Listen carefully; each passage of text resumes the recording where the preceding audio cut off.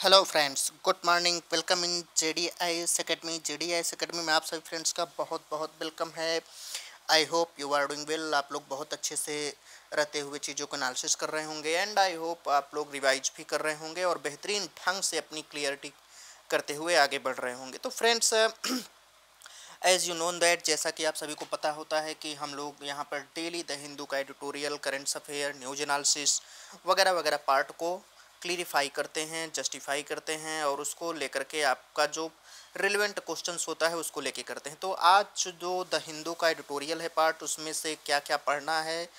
सबसे बड़ी बात ये होती है फ्रेंड्स कि सिलेक्शन लेने के लिए आपको ये जानना बहुत इंपॉर्टेंट होता है, बहुत बहुत इम्पॉर्टेंस होता है आपके लिए कि क्या पढ़ना ज़रूरी है और कितना पढ़ना ज़रूरी है। अगर आप ये दोनों चीज़ें समझ गए, अंडरस्टैंडिंग डेवलप्ड कर ले गए इसके बीच में, तो आप ये समझ लीजिए कि आपका 40% सिलेक्शन श्योर है। उसमें आपको कुछ भी करना नहीं है, बाकी चीज़ें आपको उसी की गाइडेंस में लेकर के चलनी होती हैं। तो सबसे बड़ी चीज़ कि आज का जो द हिंदू का एडिटोरियल है, जो यहाँ पर आप लोग देख रहे होंगे, the Delhi ordinance is an unbased power grab, तो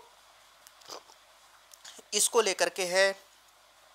और ये जो एडिटोरियल है, आपको पता होगा कि केंद्र सरकार के द्वारा एक अध्यादेश लाया गया और उस अध्यादेश में दिल्ली सरकार की जो पावर होती है, दिल्ली सरकार की पावर को बेहद कम कर दिया गया और इस हिसाब से एक नया माहौल तैयार किया गया और एक ऐसा माहौल जिसमें केंद्र सरकार की वरीयता हो। तो उस वरीयता के खिलाफ पूरे देश में एक अलग तरीके का माहौल पैदा हुआ है और एक ऐसा माहौल कि उसमें केंद्र सरकार के जो ये अध्यादेश है उसका हर जगह पर बेहतरीन ढंग से विरोध किया जा रहा है और राइटर भी वही कह रहे हैं कि यह संघीय ढांचे के खिलाफ है और इसका विरोध किया जाना चाहिए। तो इस आर्टिकल को हम लोग पूरा देखेंगे।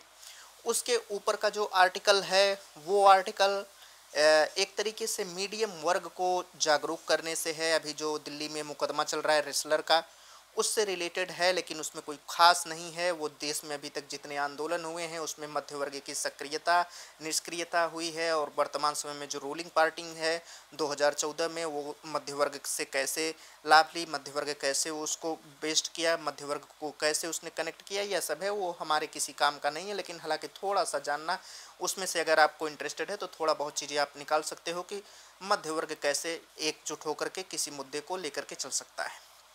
इसके बगल का जो आर्टिकल है वो ज्ञान व्यापी मस्जिद पर है। ज्ञान व्यापी मस्जिद पर कोर्ट का फैसला आया है और उस फैसले को हम लोग पूरा देखेंगे क्या है क्या नहीं है। इसके बगल का जो आर्टिकल है ए वोट फॉर चेंज, ये हम लोगों के किसी काम का नहीं है। ये थाई वोटर्स हैं उनके लिए है। तो ये जो है हम लोग इसको कुछ नहीं करेंगे, इसको वैसे ही रहने देंगे क्योंकि ये हमारे काम का नहीं है।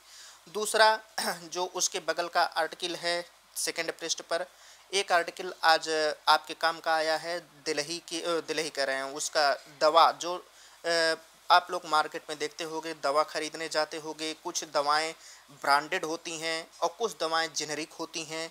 जेनेरिक दवाओं का दाम ब्रांडेड दवाओं से कई ज़्यादा गुना कम रहता है। जो दवाएं आपको 2000 रुपये में मिलती हैं वही जेनेरिक दवाएं आपको 200, 440 रुपये, 50 रुपये में मिल जाती हैं।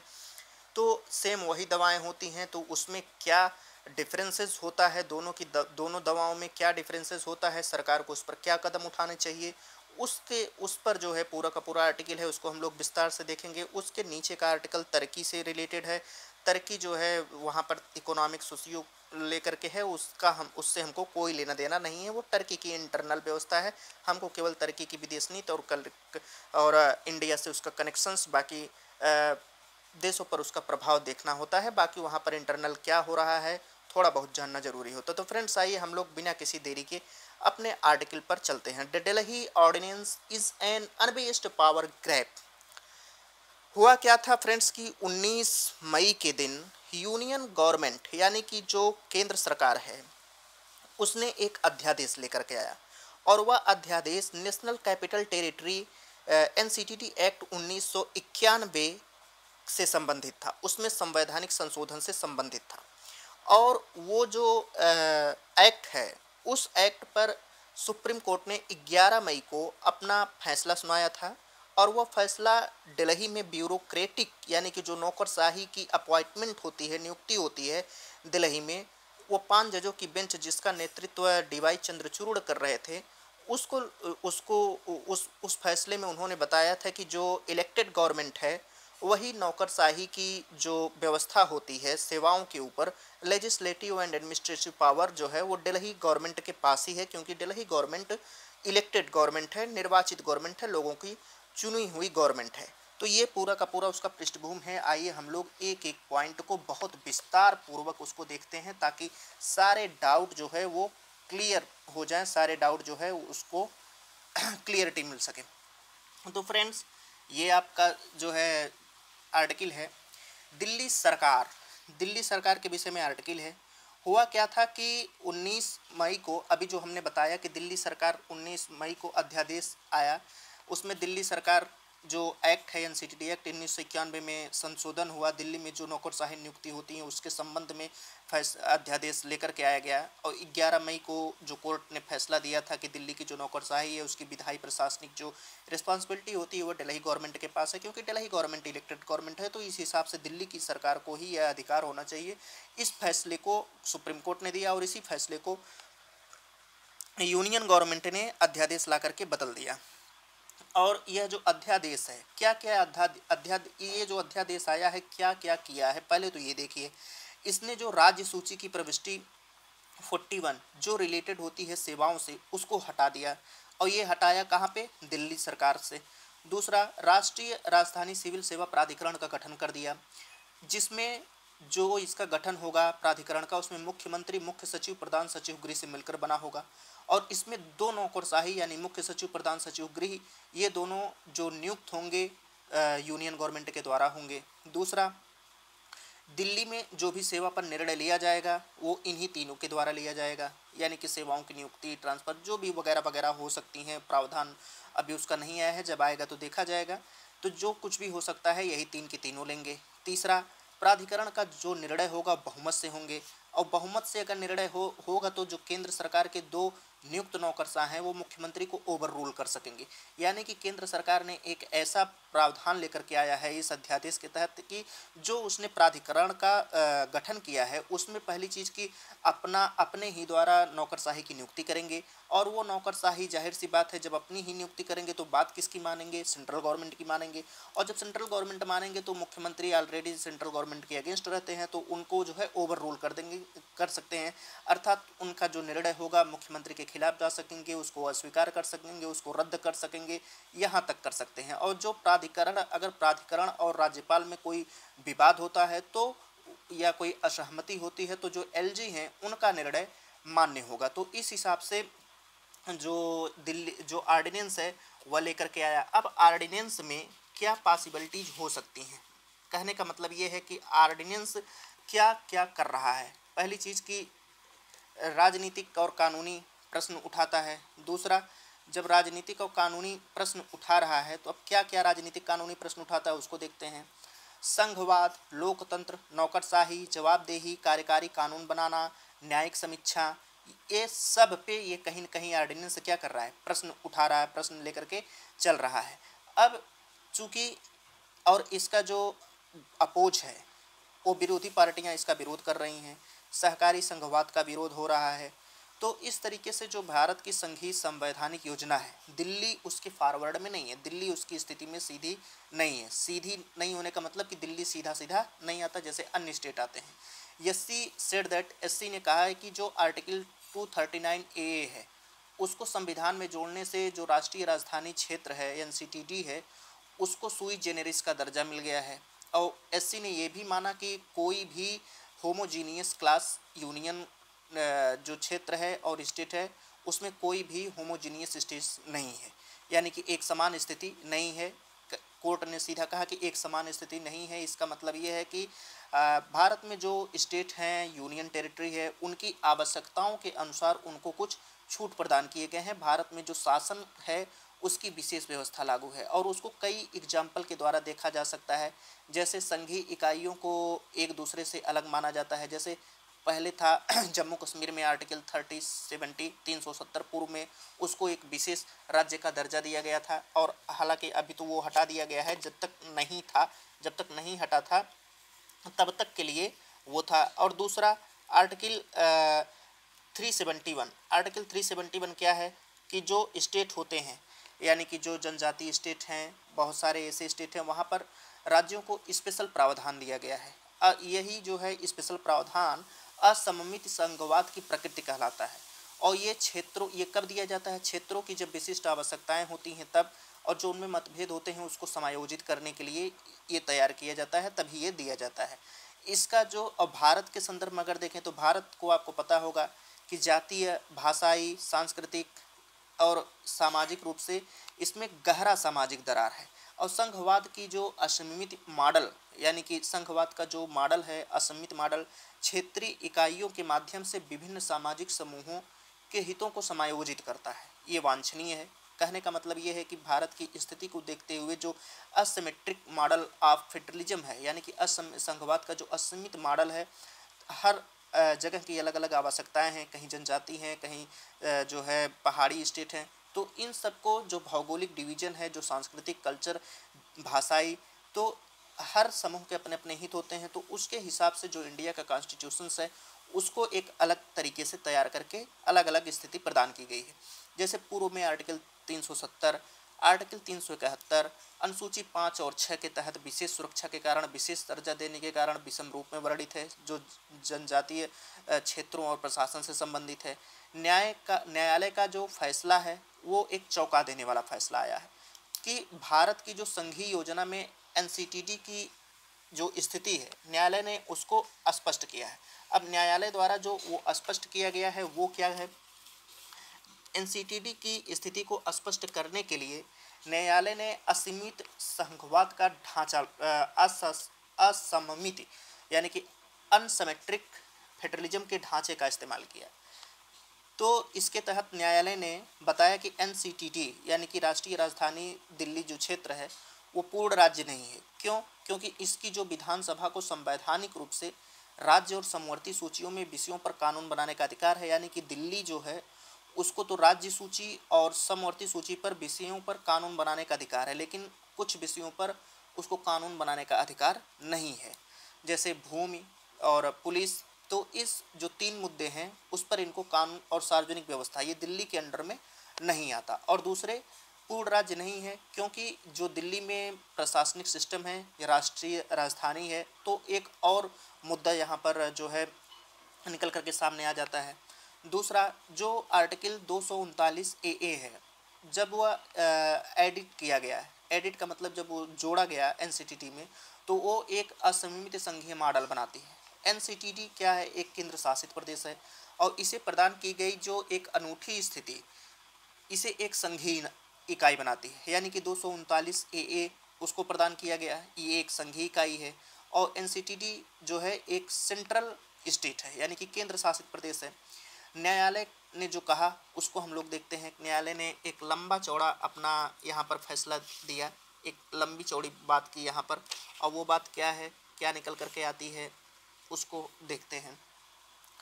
न्याय जो संघवाद और लोकतंत्र, उसके जो सिद्धांत होते हैं वो आपस में जुड़े हैं, क्योंकि राज्यों की विधायी शक्ति लोगों की आकांक्षाओं को प्रभावित करती है। यहाँ तक आपको समझ में आ रहा होगा, क्योंकि राज्य जो मिनिस्टर्स होते हैं, जो निर्वाचित लोग होते हैं, उनको चुन करके भेजते हैं राज्य की जनता, तो उनकी आकांक्षाओं को प्रभावित करते हैं। दूसरा, और संघवाद जनता की दोहरी अभिव्यक्ति बनाता है, यानी कि एक तरफ तो राज्य है जहाँ पर निर्वाचित गवर्नमेंट है, दूसरा संघवाद, ये जनता की दोहरी अभिव्यक्ति बना देता है। और दिल्ली की जो स्थिति है, एक तो केंद्र की वहाँ पर पॉलिसी है, सेंट्रल स्टेट है, केंद्रीय राज्य है, दूसरा वहाँ पर इलेक्टेड गवर्नमेंट है।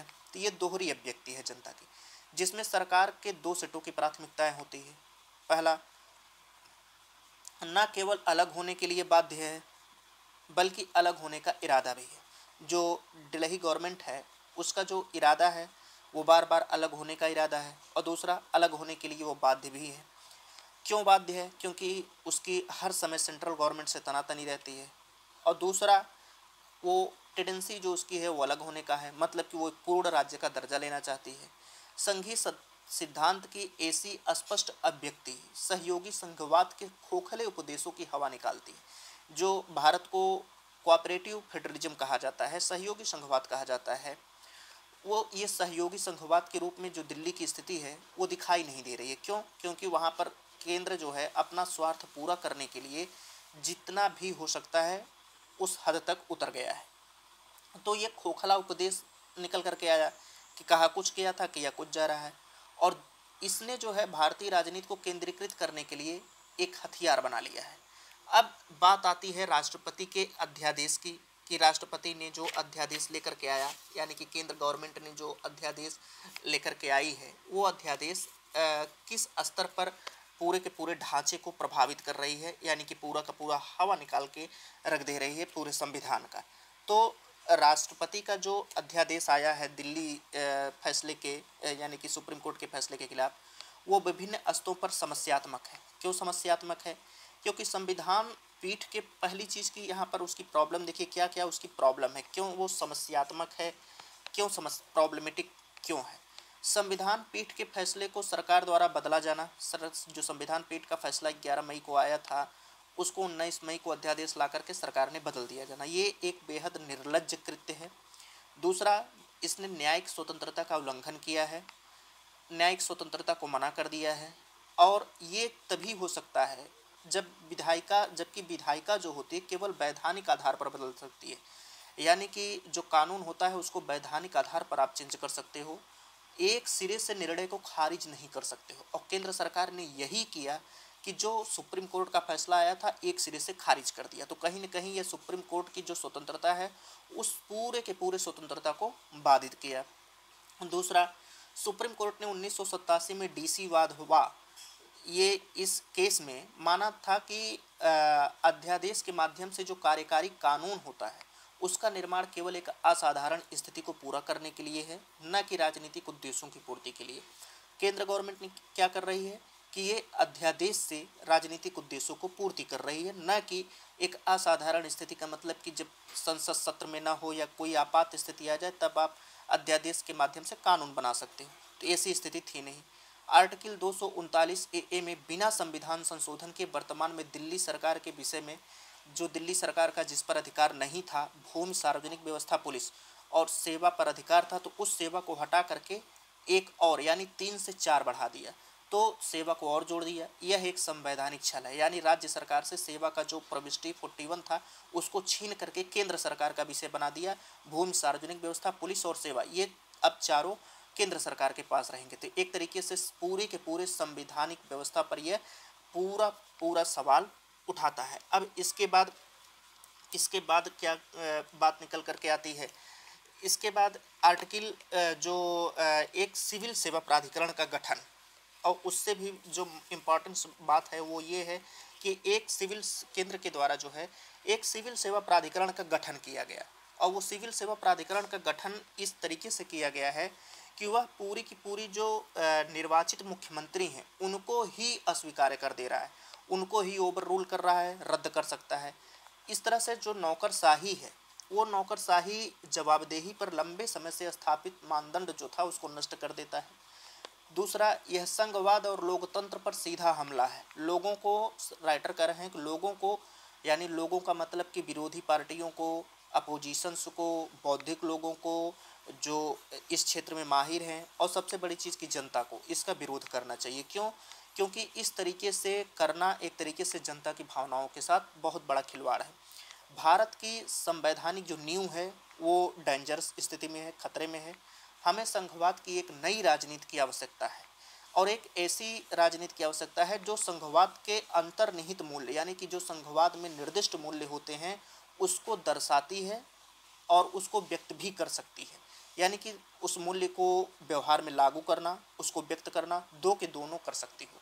तो इस हिसाब से ये जो दिल्ली की गवर्नमेंट के संबंध में सुप्रीम कोर्ट का निर्णय आया था, उस पर केंद्र सरकार का जो अध्यादेश आया उसके विषय में पूरा टोटल ये आर्टिकल था। और इसके विषय में आप लोग जो क्वेश्चंस बनता है यही बनता है, इस पर बहुत सारे आर्टिकल आ चुके हैं और ये आर्टिकल जो आया है ये भी उसी से रिलेटेड था कि क्या केंद्र सरकार का ये जो फैसला है ये फैसला मान्य होना चाहिए कि आप जो है ला करके किसी को जो है इस ऐसी कंडीशन में आप उसको पहुंचा दीजिए कि पूरी की पूरी संवैधानिक जो व्यवस्था है वही संवैधानिक व्यवस्था को ही नष्ट कर डालिए। तो ये एक तरीके से ठीक नहीं कहा जा सकता, ये बहुत ही गलत डिसीजंस है। अब यहाँ पर फ्रेंड्स देखिए creeping change.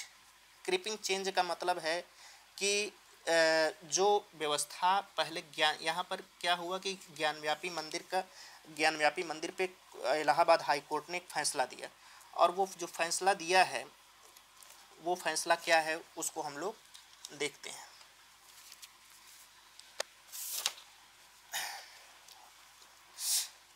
Court should be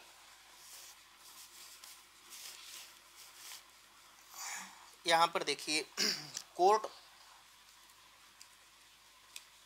court should be very incremental step, यानी कि जो कोर्ट का जो डिसीजन अभी निकल करके आया, कोर्ट ने क्या काम किया कि by holding that A suit field, 5 औरतों के द्वारा हिंदू देवी देवता, वाराणसी में एक मस्जिद है और वो उस मस्जिद में ज्ञानव्यापी मस्जिद नाम है उसका, वहाँ पर हिंदू देवी देवताओं की पूजा की जाती थी।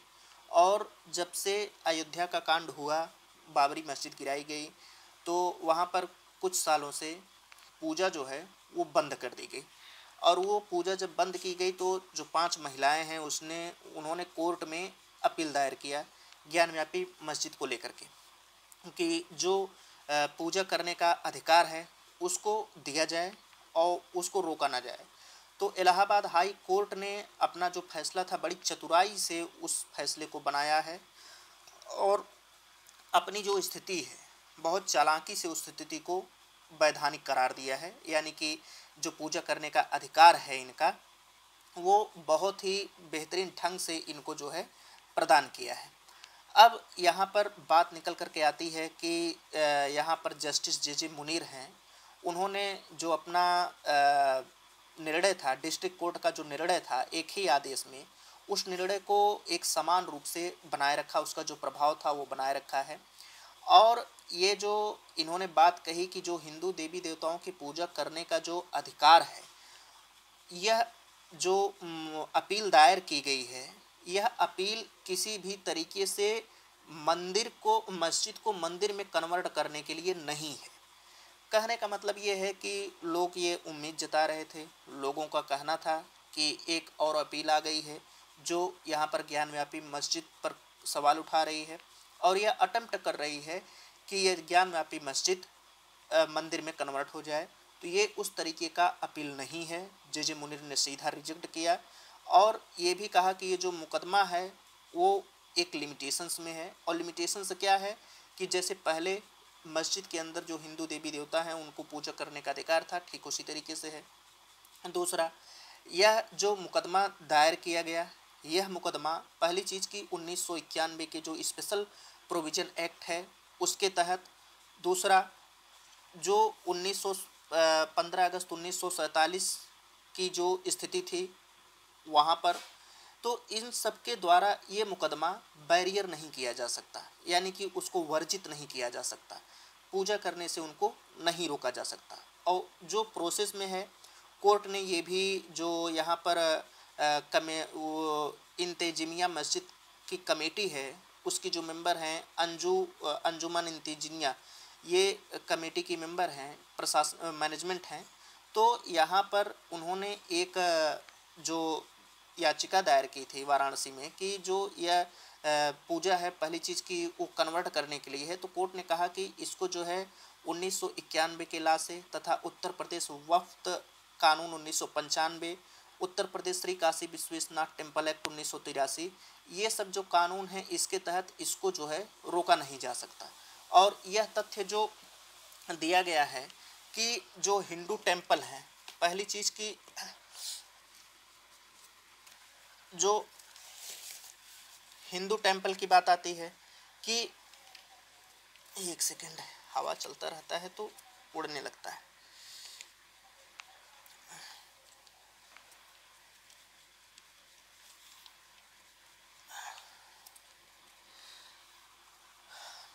अब यहाँ पर बात आती है हिंदू टेम्पल की।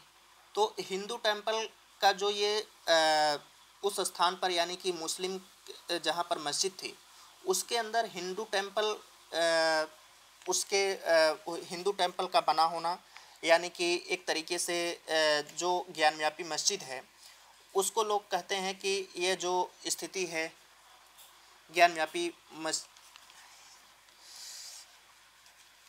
जब हवा चलती रहती है तो बहुत प्रॉब्लम निकल करके आ जाती है और हवा ना चले तो दिक्कत हो जाती है पढ़ाने में।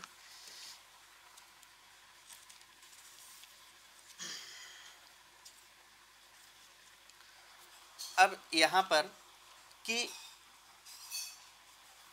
जो हिंदू टेम्पल है यहाँ पर जो लोग कह रहे हैं जो दावा किए हैं अपील वो कहते हैं मैक्सिमम लोग कि जो मस्जिद बना हुआ है पहली चीज़ कि इसके पहले जहाँ भी मस्जिद बना हुआ है भारत में वहाँ पर पहले सबसे पहले हिंदू टेम्पल था और उस हिंदू टेम्पल को तोड़ करके मस्जिद बनाया गया।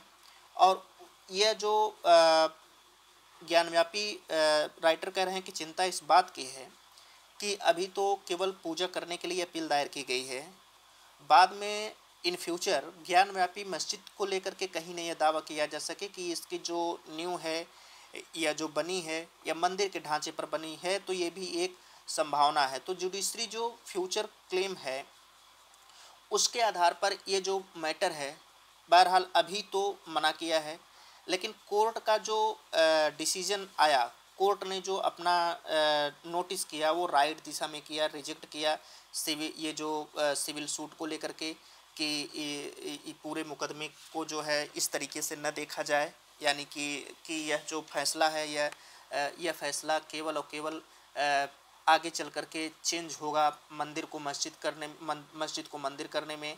तो इस तरीके से यहाँ पर जो 1947 15 अगस्त 1947 के पहले की स्थिति और बाद की स्थिति है वह इस तरीके से अभी बहरहाल इस सिचुएशंस में नहीं है। और इसके बाद जो पर्टिकुलरली डेली पूजा करने की बात की जाती है कि 1990 तक यहाँ पर जो फैसला था 1990 तक इस मस्जिद में प्रतिदिन पूजा की जाती थी यानी कि प्रतिदिन लोग आकर के हिंदू देवी देवताओं की पूजा कर सकते थे।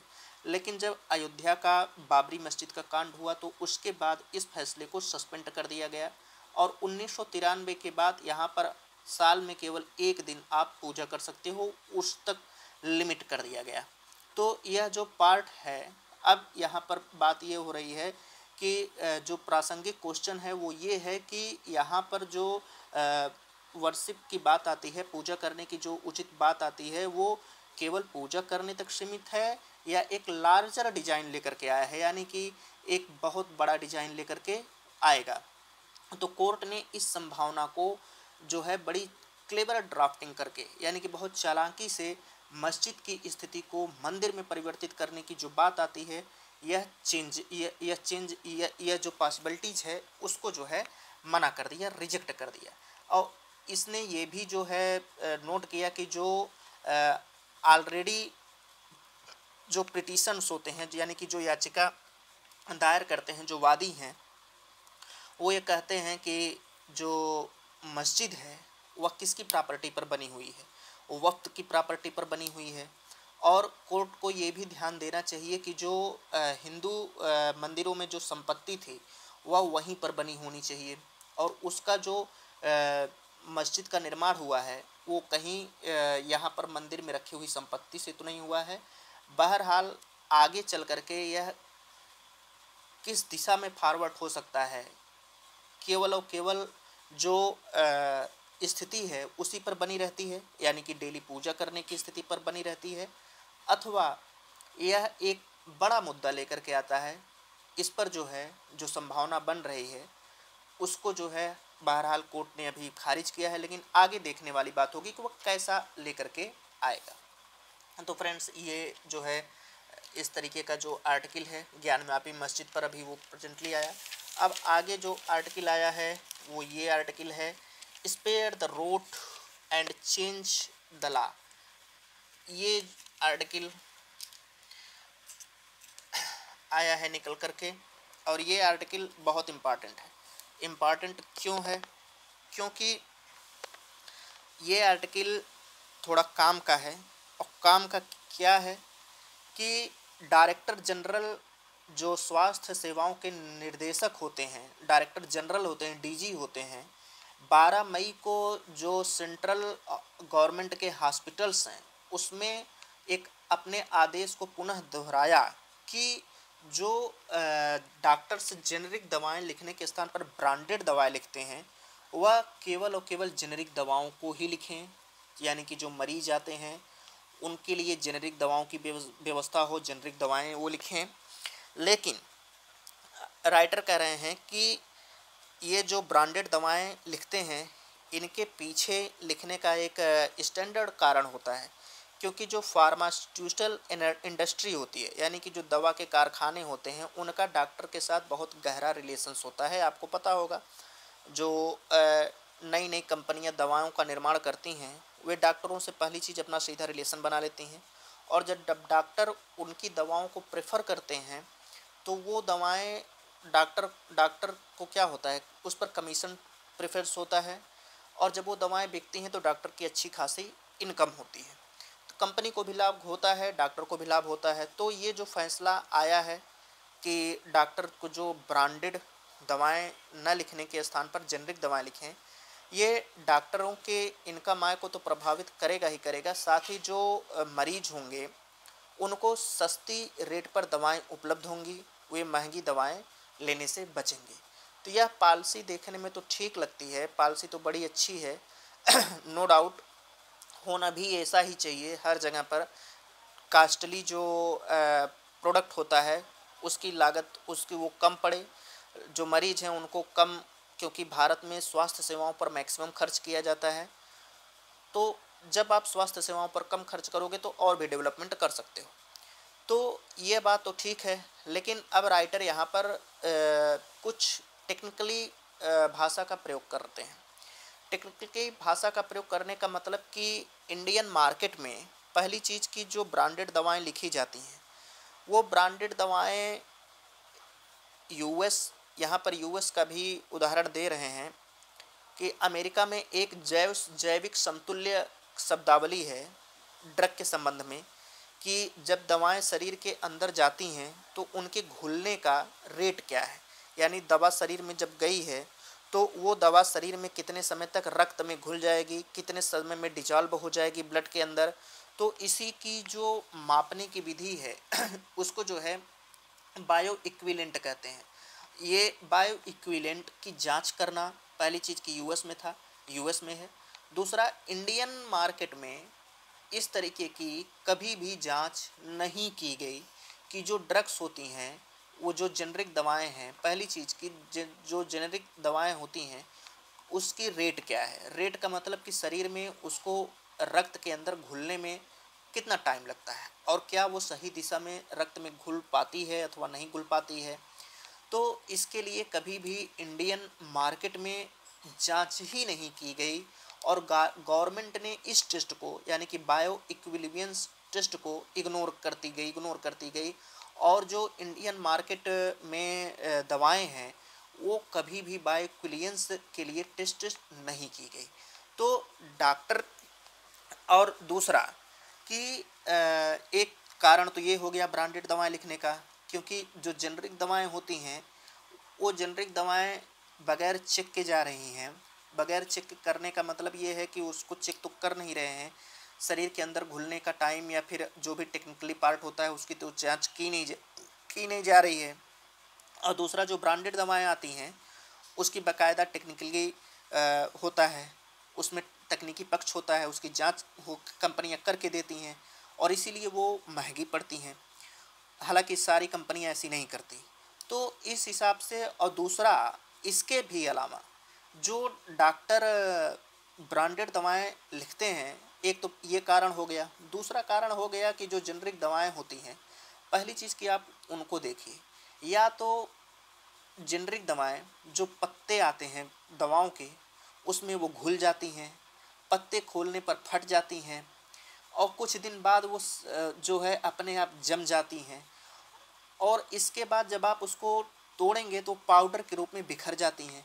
यानी कि जो उनकी गुणवत्ता होती है जेनरिक दवाओं की वो बेहद बेहद रद्दी होती है, पुअर होती है। और ब्रांडेड दवाएं क्या होती हैं? ब्रांडेड दवाएं महंगी होती हैं, लेकिन जो ब्रांडेड दवाओं की गुणवत्ता होती है वो गुणवत्ता जेनेरिक दवाओं से कहीं अधिक स्ट्रांग होती है। यानी कि वो लंबे समय तक आप उसको रख सकते हो, प्रिजर्व कर सकते हो, तोड़ सकते हो, तोड़ने पर वो जो है पाउडर की तरह बिखरेंगी नहीं, घुलें और जो है सड़ेंगी नहीं, एक तरीके से जम नहीं जाएंगी। उनकी जो टाइम पीरियड होता है वो लॉन्ग पीरियड तक होता है। तो इस हिसाब से जो डॉक्टर हैं वो डॉक्टर मजबूर भी होते हैं ब्रांडेड दवाओं को लिखने के लिए।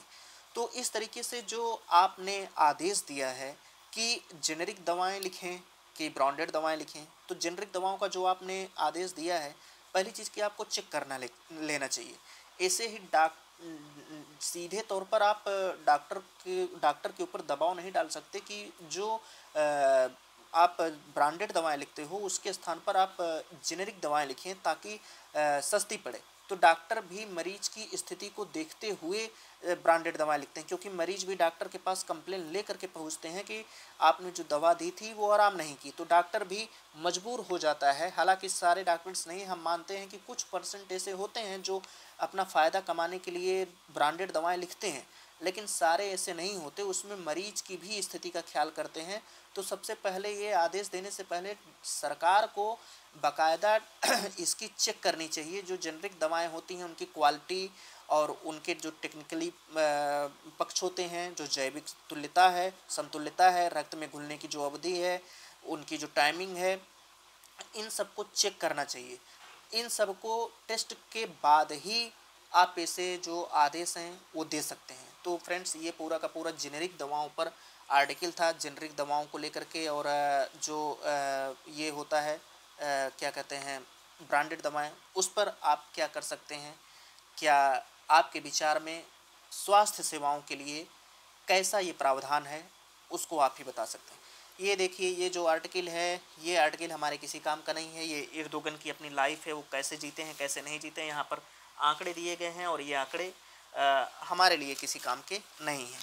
यहाँ पर देखिए अभी एक आर्टिकल है, कौन सा आर्टिकल है, यूएस के जो मिनिस्टर्स हैं, यूएस डिफेंस सेक्रेटरी, यानी कि जो वहाँ के रक्षा सचिव हैं, वो जो है भारत आ रहे हैं। और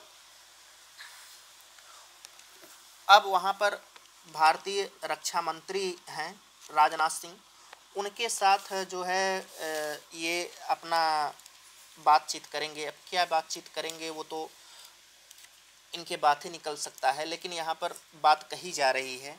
और वो बात क्या है कि US defence secretary Lloyd Austin, ये लॉयड ऑस्टिन इनका नाम है, ये 2 दिन की यात्रा पर पहुँचे हैं। और इनके मध्य और राजनाथ सिंह के मध्य जो बात होगी, जनरल इलेक्ट्रिक प्रपोजल की जो टेक्नोलॉजी है उसको शेयर करने की, इंडियन फाइटर जेट इंजन के लिए न्यू दिल्ली का जो प्लान है 30 MQ-9B आर्म ड्रोन्स खरीदने की, जो 3 बिलियन है यूएस डिफेंस से, उसको खरीदने की है। और भी जो इश्यूज़ हैं उस पर बातचीत की जाएगी। तो ये आगे क्या निकल कर के आता है उस पर देखने की बात होती है। ये एक काम की खबर थी। दूसरा, यहाँ पर बहुत ही एक तरीके से हृदय विदारक घटना आई है, और वो हृदय विदारक घटना भारतीय रेलवे पर पूरा का पूरा सवाल उठा रही है। यहाँ पर आप लोग देख सकते हैं रेलवे बोर्ड है, और रेलवे बोर्ड जो है इस पर एक अंदर आर्टिकल आया है जहाँ पर टेक्स्ट 2 करके है, और टेक्स्ट वाले पार्ट में वो रेलवे कवच के ऊपर है। वो रेलवे कवच आज हम नहीं पढ़ाएंगे क्योंकि उसमें बहुत सारे टेक्निकल पार्ट हैं, उस पर हम एक अलग से लेक्चर लेंगे कि रेलवे कवच कैसे काम करता है। ये देखिए रेलवे बोर्ड है। अभी हुआ क्या परसों कि उड़ीसा में जो 3 ट्रेनें हैं, वो 3 ट्रेनें आपस में ही टकरा गई। एक मालगाड़ी थी, आगे खड़ी थी, कोरोमंडल एक्सप्रेस थी, जा रही थी 130 किलोमीटर प्रति घंटा की रफ्तार से, जाकर के मालगाड़ी से टकराई। और इसके बाद उसके डिब्बे अलग हो गए। वो डिब्बे बगल में एक गाड़ी जा रही थी, उससे जाकर के टकराए और जिस गाड़ी से टकराए उसके भी डिब्बे बहुत ही भयंकर तरीके से दुर्घटनाग्रस्त हो गए, वो भी बहुत स्पीड में थी। और सबसे हैरानी की बात ये है कि जो जो डिब्बे टकराए उसमें जनरल डिब्बे थे, और आपको भारत की ट्रेनों में जनरल डिब्बों की कहानी बताने की ज़रूरत नहीं है, कितना भारी मात्रा में उसमें जनसंख्या रहती है। तो ये जो बालासोर की घटना है, ये बहुत बहुत एक तरीके से शब्दों में बयान नहीं किया जा सकता। और इसकी जो मांग की जा रही, सीबीआई प्रोब की मांग की जा रही, यानी कि सीबीआई जो है इस पूरे घटना की छानबीन करेगी। ये जो घटना हुई क्यों हुई, कहीं टेक्निकल फॉल्ट नहीं थी, कहीं मैनुअल फॉल्ट नहीं थी, और अगर टेक्निकल फॉल्ट है तो उसके लिए क्या जिम्मेदार है, कैसे तकनीकी खराबी आ गई। क्योंकि देखिए टेक्निकल जो प्रॉब्लम होती है, पहली चीज़ की नो डाउट कि टेक्निकल चीज़ें जो होती हैं, टेक्निकल जो उपकरण होते हैं वो कभी भी ख़राब हो सकते हैं, उसमें कोई भी गुंजाइश नहीं होती। लेकिन आप वहाँ पर किसी पद पर बैठे हैं, जब टेक्निकल चीज़ें ख़राब होती हैं तो आपकी जिम्मेदारी बनता है कि उस टेक्निकल चीज़ों के लिए रिस्पॉन्सिबल कौन है। यानी कि जो सिग्नल होता है ये टेक्निकल है, हो सकता है कि जो यहाँ पर तार लगे हों साट कर गए हों, चूहे ने काट दिए हों, या जल नहीं रहे हों, या गलती से साट करके दूसरी लाइट जल गई हो, जैसा कि सबके यहाँ होता है, उसको कोई कहने की ज़रूरत नहीं है। लेकिन आपको पता है कि यहाँ पर बहुत बड़े स्तर पर जन भागीदारी रहती है, यहाँ पर जीने मरने का सवाल होता है। तो यहाँ पर इसको चेक करने का रिस्पॉन्सिबिलिटी कौन था, कौन चेक करता, इसको चेक करने के लिए किसकी जिम्मेदारी थी। दूसरा, अगर ये घटना मैनुअल हुई है, मैनुअल का मतलब कि अगर इसमें तकनीकी खराबी नहीं थी, यहाँ पर सिग्नल देने के लिए कोई और बैठा रहा होगा, अगर उसकी गलती की वजह से हुआ तो किसकी वजह से हुआ। क्योंकि अभी तक यहाँ पर जो है 300 के करीब लोग मारे जा चुके हैं और 1000 से लोग ज़्यादा घायल हैं। और जो घायल हैं आपको पता है कि किस स्थिति में वो हैं, पूरी उनकी लाइफ ख़राब हो चुकी है। तो ये घटना कहीं न कहीं एक ऐसा सवाल उठाती है कि एक तरफ तो भारत वंदे मातरम लेकर के चल रहा है, अभी देखिए इस पर द हिंदू में फ्रंट पृष्ठ पर न्यूज़ निकाला है, लेकिन अभी कल नहीं परसों नहीं 2 दिन बाद रुकिए, इस पर एक लंबा चौड़ा आर्टिकल आएगा। उस पर आपको बहुत ज़्यादा थिंकिंग करने की ज़रूरत नहीं है। ये पहले एक कार्नर में निकल करके आएगा, इसके बाद जो है निकल करके आएगा मेन आर्टिकल में, जो लंबा वाला आर्टिकल होता है उसमें ये निकल करके आएगा एक तरफ। और इसके पहले, अभी इसके पहले लगभग 20 से 25 दिन पहले ट्रेन पर एक लंबा आर्टिकल मैंने लिया था। वो लंबा आर्टिकल निकल करके आया था जब वंदे भारत के विषय में बात की जा रही थी कि वंदे भारत ट्रेन आने से लोग चिल्ला रहे हैं, एक तरीके से वंदे भारत की बारिश हो रही है, भारत की रेल व्यवस्था सुधर रही है। तो उस पर राइटर ने सीधा यही बात कही थी जो आज यहाँ पर घटी कि पहली चीज़ कि आप जो रेल का इंफ्रास्ट्रक्चर है उसको आप सही करिए, जो जनरल डिब्बे हैं, जो लोगों की डिमांड है, टाइम टू टाइम आने की डिमांड है, सिग्नल की डिमांड है, जो देरी होता है उन सबको आप सही करिए। तो आज वही राइटर की जो बात है वो वही निकल करके सामने आ रही है कि ये कहीं न कहीं पूरे भारतीय रेल व्यवस्था पर सवाल उठाता है, उसके इंफ्रास्ट्रक्चर पर सवाल उठाता है।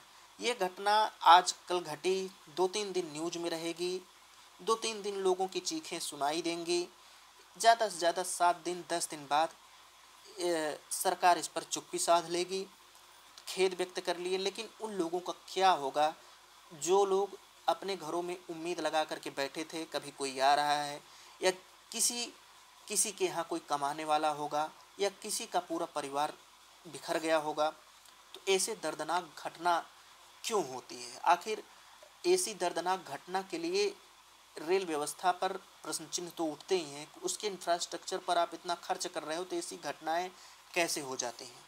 तो ये घटना कहीं न कहीं बहुत ही दुखद घटना है। आई होप इस तरीके की घटना नहीं घटनी चाहिए। तो फ्रेंड्स, आज जो आर्टिकल था आज के दिन, वो आर्टिकल इतना ही था, इतना ही द हिंदू में आज पढ़ने लायक खबरें थी। तो फ्रेंड्स, आई होप आप लोग पूरा का पूरा बात समझ चुके होंगे।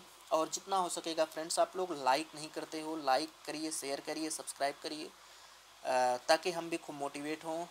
मिलते हैं फ्रेंड्स नेक्स्ट लेक्चर में, तब तक के लिए ए लॉट ऑफ थैंक्स। जय हिंद, जय भारत।